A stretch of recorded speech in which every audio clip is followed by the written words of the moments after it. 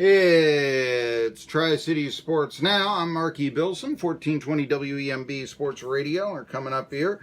Let's take you heard about Tennessee baseball in the sports update there, and there's been a lot of actual baseball talk. Of course, there was a no-hitter thrown yesterday. Nick Senza, speaking of Tennessee baseball, of course, he was held hitless here last night, because it was the A's no-hitting the Reds with, for the second time in his life, Mike Fiers getting the no-hitter. And so he joins the list. Let's see here. Steve Busby, of course, Nolan Ryan, Bob Feller, and Sandy Koufax threw multiple no-hitters. But who else? Virgil, Fire Trucks, Jim Maloney. They all threw multiple no-hitters. I'm trying to remember other players who may have thrown multiple no-hitters in their careers, but it is Fiers who gets the second no-no. And boy, it was a unique game because the lights weren't coming on. I don't know, does this have anything to do with it? Actually, you know what? Johnny Vandermeer threw two no-hitters. Threw them in consecutive starts, remember? 1938. Maybe you don't remember it, but it's baseball history. The second no-hitter was thrown at the first night game in Ebbets Field. Yeah, it was in Brooklyn, okay. A while back, 1938 here, But I've always said consider that because a lot of times you see the no-hitters that are thrown, and, I was impressed with Nolan Ryan in his fifth no-hitter. He did it against the Los Angeles Dodgers, who went on to win the World Series. That's a good team you're no-hitting. Some of the teams, I'll give you this. Fiers came into the game with a 6.81 ERA. You never know, right? Well, it kind of reminds me of Bobo Holloman. Yeah, I'm going to give you these old baseball references because I know him. 1952, St. Louis Browns. He no-hits the Philadelphia A's. You want to talk about things that aren't going to happen again. Well, the thing was, the A's and the Browns were really bad teams. It was actually Bobo Holloman's first ever career start. He only won 3 games in the majors. But that was one of them. That was his first start. He walked a lot of guys. Still, got the no-hitter, got immortality. He's the only pitcher to throw a no-hitter in his first major league start, Bobo Holloman. Now, if he was going up against the Yankees in his first major league start, I don't know if he would have done it. So let's consider that. And so I wonder also with the delay, lighting, all this, could there have been, I don't know, it'd been just a little bit less bright than it otherwise would have been? It's just a theory throwing out there. But anyway, nevertheless, like I said, Koufax, let's see, 2 of his no-hitters. This last one was against the Cubs, who finished 9th in 65. Another one was against Casey's Amazons, who, were routinely, they won their first 2 years, I think, 91 games over 2 years. So that wasn't a real good team. Tracy Stallard, Wise, Virginia, pitched for the 63 Mets, 10-20. He was a friend of mine. Anyway, but nevertheless, that's we'll get to some of those highlights here a little bit later on. But maybe more affecting the locals here is a group pushing to bring another pro sport to Nashville, namely baseball. Well, that'd be cool. You can make Nashville a baseball, football, and hockey town. And you put the NBA over in Memphis. That actually pretty much works right, I think. Okay. Music City Baseball LLC is meeting with Major League Baseball's front office to get the ball rolling on landing a team in Nashville. Group is going to propose building a stadium in a mixed-use development near Nissan Stadium. That's where the Titans play. And the PSC Metal Scrapyard. I'm not that familiar with Nashville, but if you are, there you go. Near Nissan Stadium, PSC Metal Scrapyard. What intrigued me about Nashville is just the growth, the corporate growth, said John Lohr, who was leading the efforts earlier this year. With the existing sports teams and just the music element to it, it has the Las Vegas vibe without the gaming.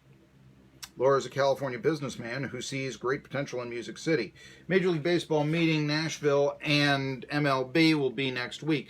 Rob Manfred is talking about expanding. I think he's kind of nuts. I don't agree with Bill Madden saying maybe they need to contract teams, which Bud Selig, of course, once tried to do. And I've always said this.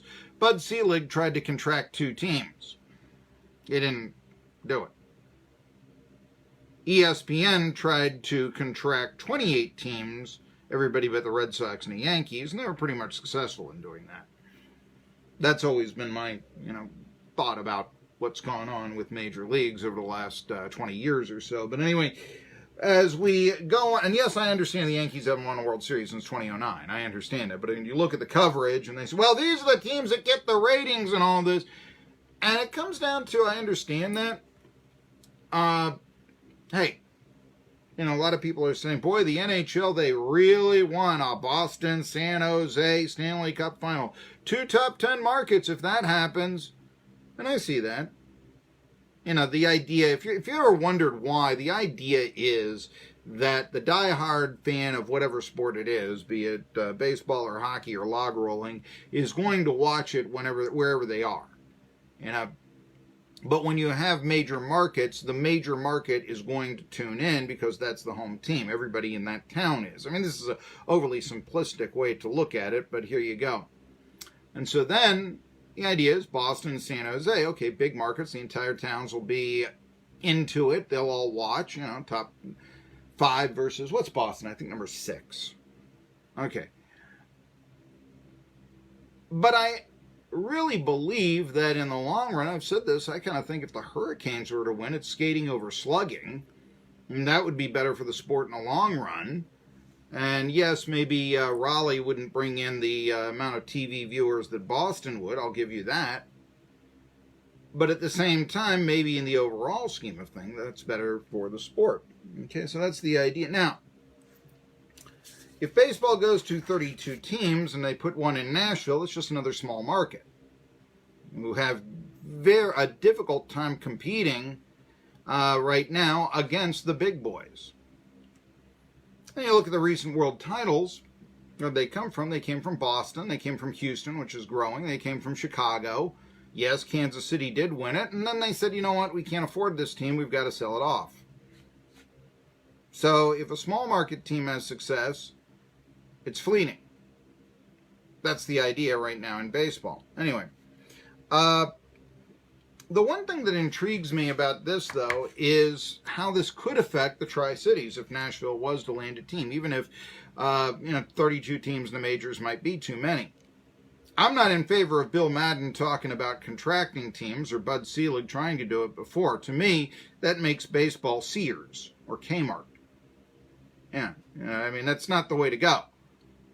I'm against franchise relocation, but if it came down to one or the other, yes, I think that it would be much better for a small market team to move to, I don't know, Mexico City than it would be to, that sort of thing. But the deal about Nashville that I find very intriguing is how that could affect us here. Would that become the team to watch instead of the Braves, instead of the Reds? More so, though, is where would they put their minor league teams? Okay, maybe it would behoove Nashville to, let's say, have the Double-A team in the Southern League. There are plenty of markets that they could put their team in. Jackson, for instance. Knoxville. They may be returning to the city in time, like 2025, that sort of thing. But what about the Tri-Cities? Talked about this because I'd rather have a Double-A team in the market where the entire community comes together rather than, oh, look, Kingsport is playing Johnson City with players from all over the world.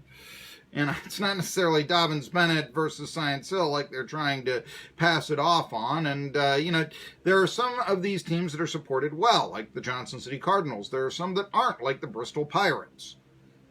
Boyd Sports. I'm intrigued to see what Boyd Sports is going to do with the Elizabethton Twins, because that always was, because it was Elizabethton. Where are you drawing from? You're drawing from a team of 12,000, and then what? Minneapolis, North Carolina?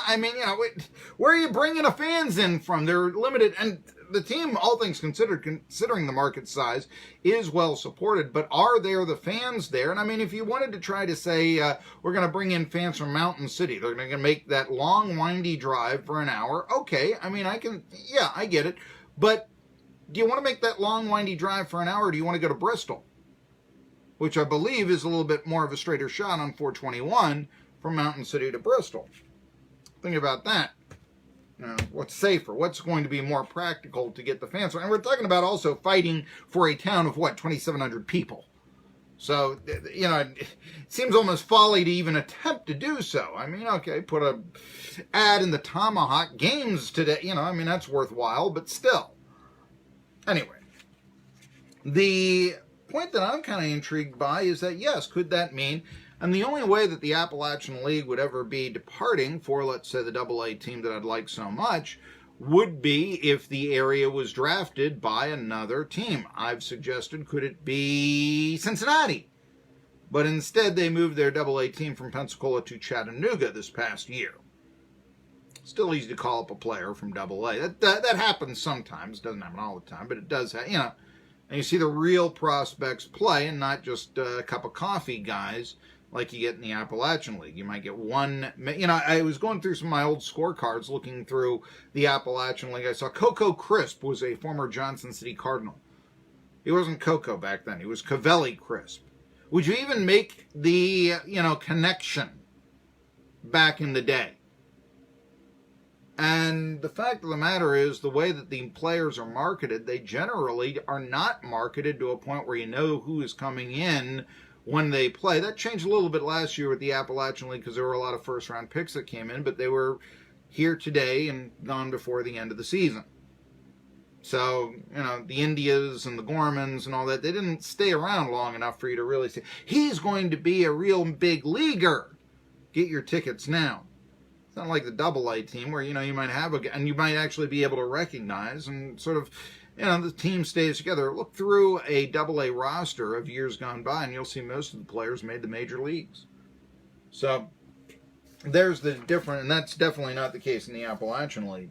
And that's one of the reasons why I'd like to see a more cosmopolitan Tri-Cities. I'd like to see this area, grow and such. And so, that's one of the ideas. Now, if Nashville were to get a major league team and they're going to meet with MLB officials, all I'm asking is, could that mean the Tri-Cities gets drafted to have a higher level minor league baseball team? Seems unlikely, but it could happen. And I, for one, would like to see it. When we come back, we've got another team in the Stanley Cup semifinals. Talk about that. We've got a lot of baseball news. How did the teams do? There was a no-hitter thrown, local product on the bump, local product held with the collar. In that no-hitter, I'll tell you all about it when we return. Tri-City Sports Now.